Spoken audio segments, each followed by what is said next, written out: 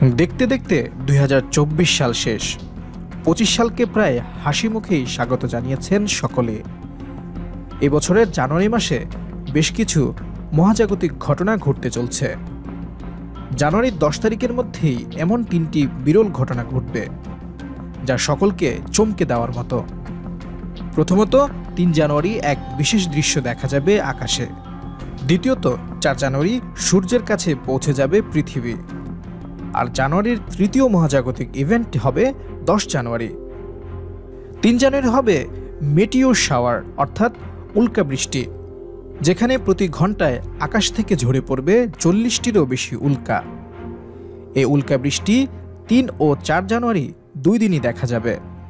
ভারতেও এটি দৃশ্যমান হবে বলে জানা গেছে, তবে ঘন অন্ধকার থাকলেই তা দেখা যাবে। 4 জানুয়ারি হবে আরেক মহাজাগতিক ঘটনা। সেদিন পৃথিবী পেরিহিলিয়ন সাইটে পৌঁছে যাবে। পেরিহিলিয়নের অর্থ এই দিন পৃথিবী নিজের কক্ষপথে ঘুরতে ঘুরতে সূর্যের সবচেয়ে কাছে পৌঁছে যাবে।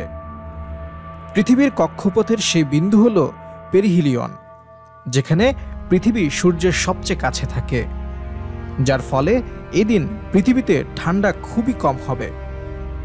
3 ও 4 জানুয়ারির এই 2 মহাজাগতিক ঘটনার পর এই মাসের তৃতীয় মহাজাগতিক ঘটনা হবে 10 জানুয়ারি।